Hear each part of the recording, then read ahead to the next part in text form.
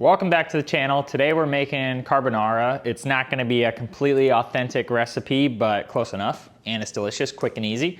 So we're using bacon instead of guanciale because guanciale is expensive and it's hard to find sometimes. We're using eggs, we're using pasta, whatever pasta you like. Normally we make this with bucatini because I really like that, but this is what we have, so this is what we're using. And Parmesan. If you can get it, use the good stuff. This is the good stuff. And if you can't get that, use just whatever you got. First pot, this is gonna be for cooking our bacon and mixing everything together. This is just to boil our pasta, so let's get this one up and running. Here we're using about 4 slices of bacon. So I'm gonna take my bacon here, and we just wanted to cut it up into smaller pieces. I'm just cutting the bacon in half long ways, and then I'm just going to, we'll go, probably 1/4 inch pieces there. And it definitely helps if you have a sharp knife. I need to sharpen my knife. We're gonna set our pan to medium heat, and we're gonna put all of our bacon in the pan here. All right, we need to grate our Parmesan cheese, so I'm gonna be using a microplane here, and we're looking to have about a cup of cheese.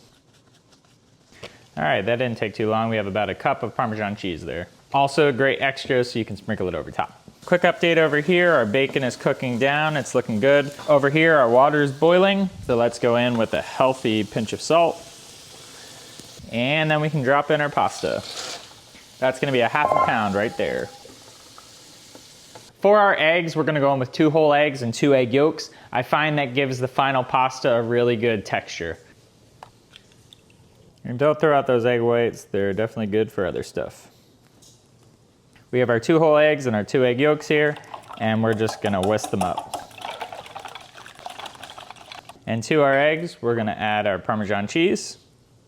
And this is what's gonna form our delicious sauce. There's no cream, there's no milk, there isn't anything else. We're also gonna freshly ground a bunch of pepper, and we're gonna use about a teaspoon of black pepper. I know it seems like a lot, but the sauce is very simple. Going in. And whisk that to combine. Our bacon is looking delicious and done. You can see it rendered all the fat out. So we're just gonna take it. We're not worried about draining it.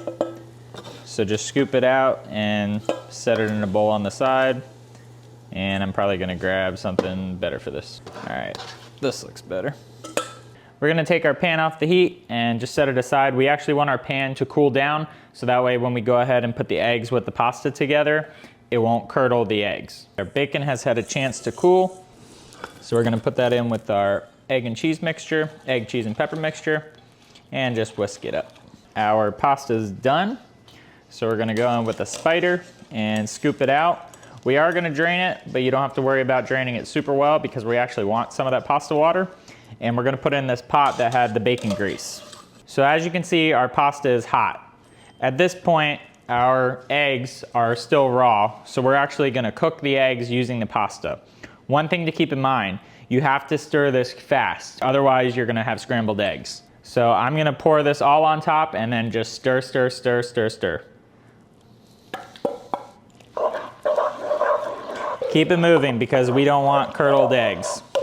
In the arms of the angel, fly away. We had a quick break just to get that pasta back in. But as you can see, this is thickening up and this is forming a nice thick sauce.